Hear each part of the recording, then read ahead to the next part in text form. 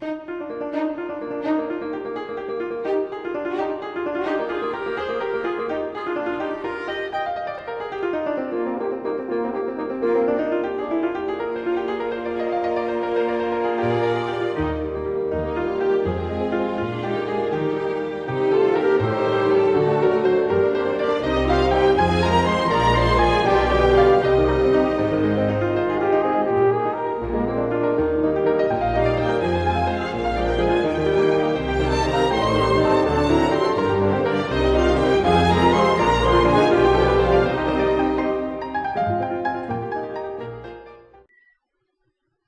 wind was a torrent of darkness among the gusty trees.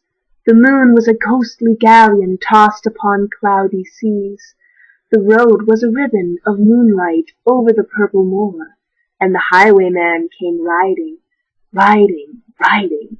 The highwayman came riding up to the old inn door. He'd a French cocked hat on his forehead, a bunch of lace at his chin, a coat of claret velvet, and breeches of brown doe-skin.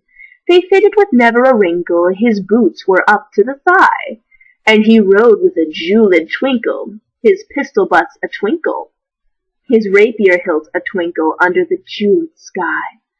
Over the cobbles he clattered and clashed in the dark inn-yard, and he tapped with his whip on the shutters, but all was locked and barred.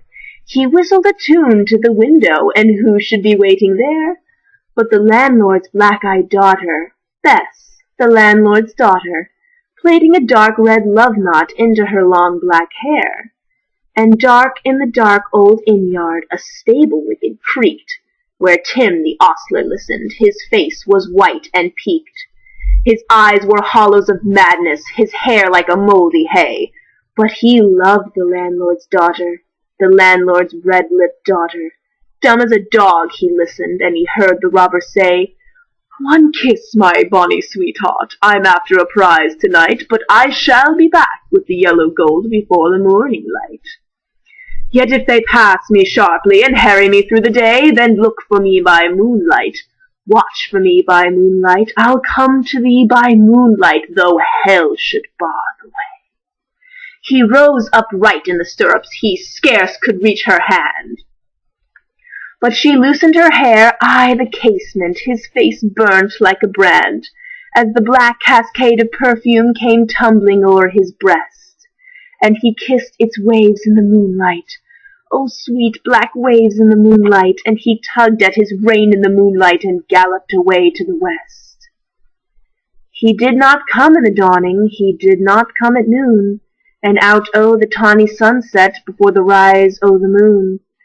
When the road was a gypsy's ribbon looping the purple moor, a red-coat troop came marching, marching, marching.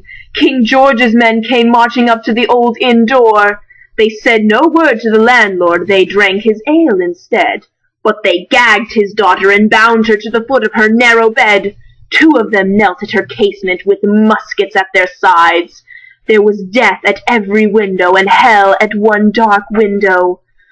For Bess could see through her casement the road that he would ride. They had tied her up to attention with many a sniggering jest. They had bound a musket beside her with the muzzle beneath her breast. "Now keep good watch," and they kissed her. She heard the dead man say, "Look for me by moonlight, watch for me by moonlight, I'll come to thee by moonlight, though hell should bar the way." She twisted her hands behind her, but all the knots held good. She writhed her hands till her fingers were wet with sweat or blood. They stretched and strained in the darkness, and the hours crawled by like years, till now on the stroke of midnight, cold on the stroke of midnight, the tip of one finger touched it. The trigger, at least, was hers. The tip of one finger touched it. She strove no more for the rest. Up she stood up to attention with the muzzle beneath her breast. She would not risk their hearing, she would not strive again, for the road lay bare in the moonlight, blank and bare in the moonlight. But the blood of her veins in the moonlight throbbed to her love's refrain, "Tlot, tlot, tlot, tlot." Had they heard it? The horse hoofs ringing clear? "Tlot, tlot, tlot, tlot." In the distance, were they deaf that they did not hear? Down the ribbon of moonlight over the brow of the hill, the highwayman came riding. Riding, riding, the redcoats looked at their priming. She stood up straight and still. Tlot-tlot, tlot-tlot, in the frosty silence, tlot-tlot, in the echoing night. Nearer he came and nearer, and her face was like a light. Her eyes grew wide for a moment. She drew one last deep breath. Then her finger moved in the moonlight. Her musket shattered the moonlight, shattered her breast in the moonlight, and warmed him with her death.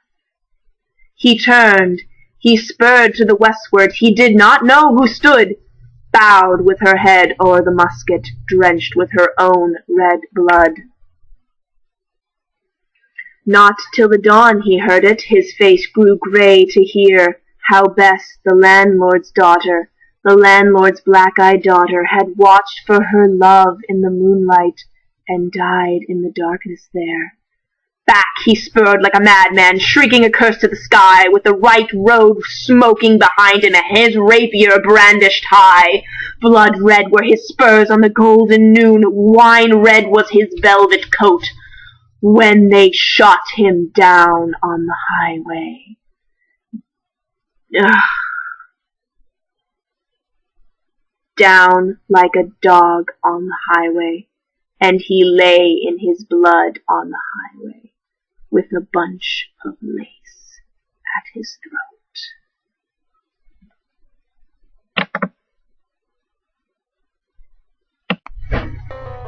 Well, I certainly must thank you very much for watching my first installment of poetry. In case you didn't know, I just read The Highwayman, which is one of my very favorite poems. Very sad, but very romantic at the same time.